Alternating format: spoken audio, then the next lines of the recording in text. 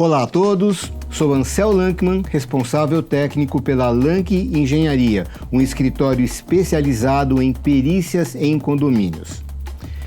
Hoje nós temos um convidado especial, motivado pelos recentes acontecimentos trágicos que aconteceram, quedas de edifício, quedas de marquise. Trouxemos então o Maurício Martins, que é um especialista em estruturas. Tudo bem, Maurício? Tudo bem, Ansel. Obrigado pelo convite. É um prazer estar aqui conversando contigo sobre esse tema aí tão importante como tu comentaste e de extrema relevância aí para todas as nossas obras, que é a segurança estrutural.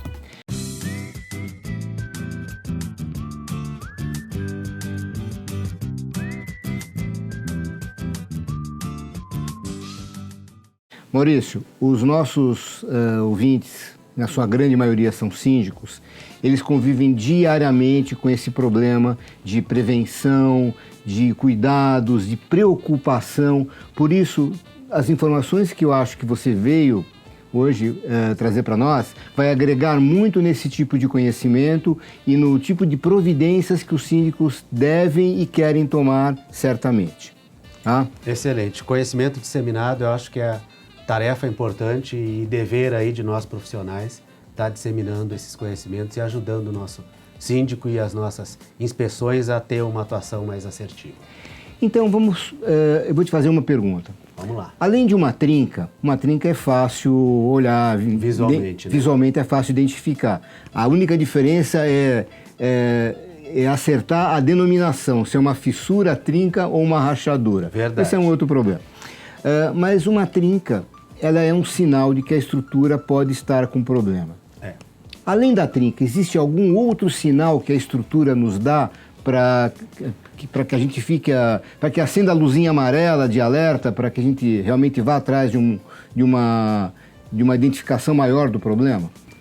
Bom, Ansel, falando especificamente aí de estruturas de concreto armado, qualquer movimentação na estrutura atípica, o atípico é difícil a gente tá ponderando, mas qualquer movimentação que afete o uso da estrutura, por exemplo, uma porta que a gente não consegue abrir mais, uma janela que emperrou, uma barriga numa laje que a gente consegue visualmente identificar, certamente é um sinal de que algo não vai bem na estrutura. Então, de uma forma geral, qualquer movimentação ou qualquer desaprumo que a gente visualmente consiga ver é um sinal da estrutura. As estruturas de concreto armado são dimensionadas para que avisem, ou seja, a estrutura não vai romper de uma forma brusca. Então ela vai dando sinais. Sinais podem ser, como tu comentaste, fissuras, trincas ou movimentações mesmo que visualmente a gente consegue estar identificando.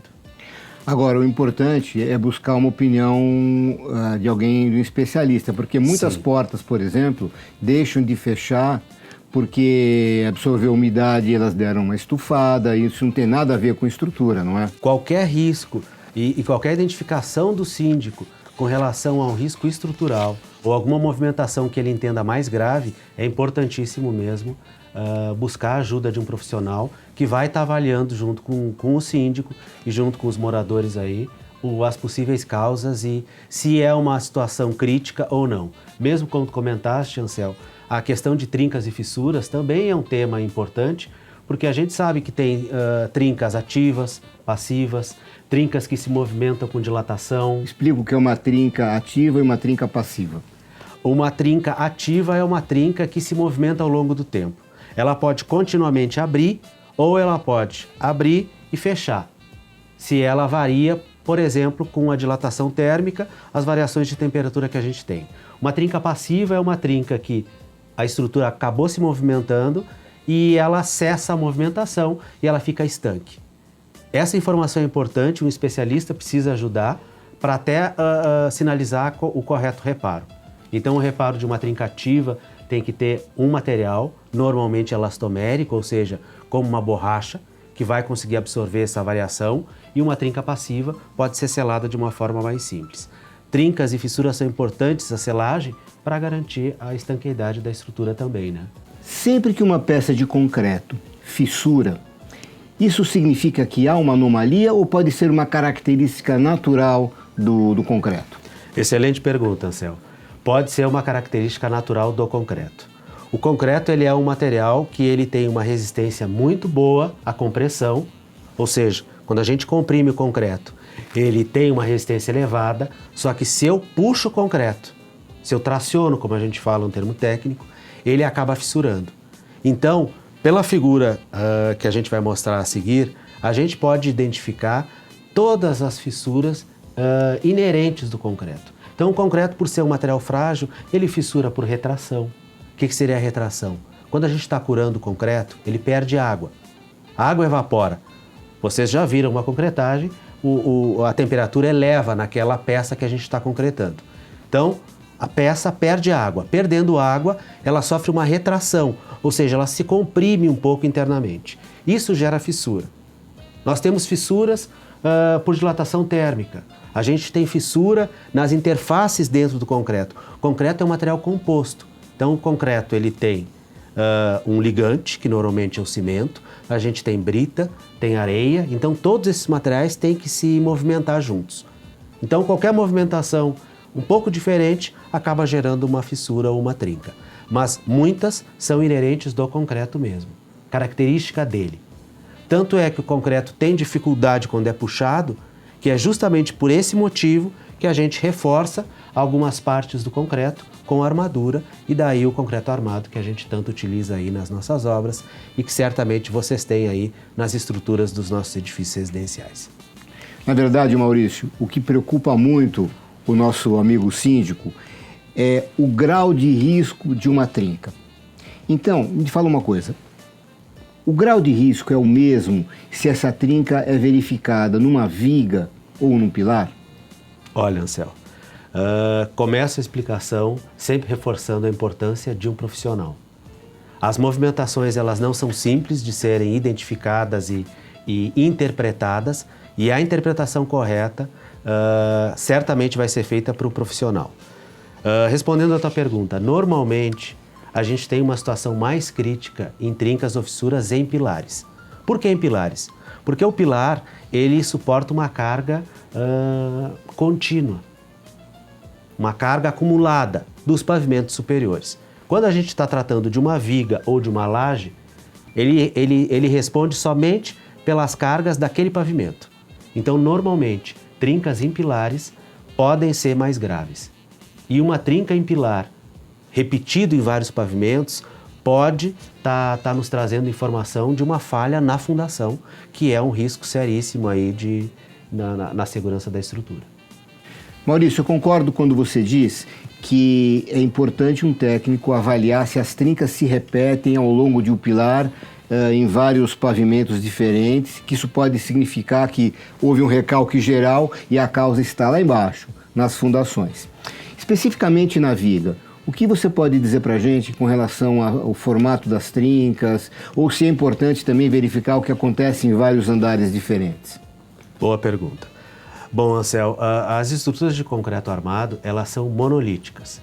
O que quer dizer monolítico? Ele é um bloco todo interligado. Um movimento e um recalque em um pilar, numa fundação, numa sapata ou numa estaca, pode afetar todos os pilares de todos os pavimentos e afetar também todas as vigas e lajes. Então, uma avaliação criteriosa é importante. Falando com relação às vigas especificamente e a laje que o modelo de fissuração e o modelo de movimentação é parecido. Na figura que a gente está vendo, a gente consegue identificar claramente que a viga embarriga. Ela normalmente embarriga. Ou seja, ela vai ter uma deformação e a gente chama no termo técnico de flecha. Uma flecha muito grande tem risco. Tem risco por quê? Porque no momento que a viga desce, ou seja, ela embarriga, e lajes a gente vê isso também, tu pode ter abertura de fissuras grandes. Essas fissuras grandes podem desencadear outros problemas, como a corrosão. E uma movimentação muito grande, ou seja, uma flecha muito grande, pode ser incômodo até para o usuário, Ansel. Tem alguns casos que a laje embarrigou tanto que tu tem dificuldade até de estar colocando os teus móveis na tua sala ou no teu dormitório.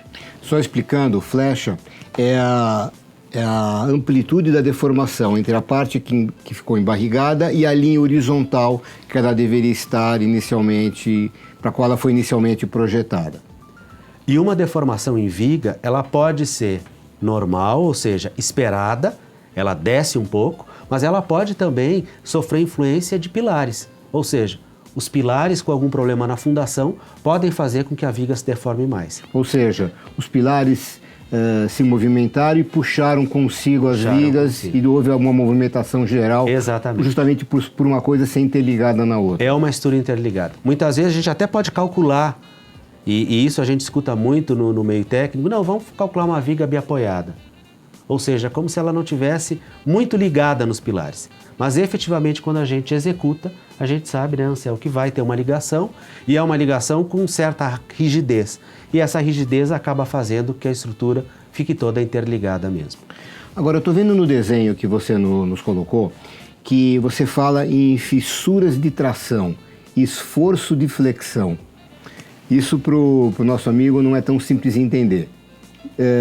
Eu posso fazer uma analogia entre flexão de uma viga com uma flexão de braço, por exemplo? Pode. Quando eu faço uma flexão de braço, eu estou dobrando os meus cotovelos. É alguma coisa parecida? É parecido. Quando tu dobra o teu cotovelo, por exemplo, tu tem o quê? Tu distende a parte externa, ou seja, tu traciona um pouco a parte externa do teu cotovelo, e esse é o esforço de tração que a gente chama. E o que acontece na parte interna do nosso cotovelo? Ela comprime.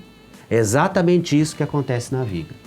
Então a viga, quando ela é carregada, a gente tem um esforço de tração, ou seja, a parte inferior é puxada e a parte superior é comprimida. Nesse caso, o concreto tem um desempenho excelente em cima, porque ele está trabalhando comprimido, e embaixo, quem entra em ação é o aço. Até a título de exemplo, Anselmo, quando a gente calcula a estrutura de concreto, a gente considera a parte inferior desconsiderada, ou seja, naquele tramo só o aço vai trabalhar e o concreto fica só na parte comprimida. Maurício, além do grau de risco entre vigas e pilares, nós precisamos também falar um pouquinho sobre grau de risco entre trincas horizontais e verticais. Esse assunto é um assunto muito interessante e extenso, então para que a gente possa agregar e trazer mais informações para você, vamos deixar isso para uma segunda parte do nosso programa e está feito o convite para você retornar e assistir a complementação desse nosso assunto.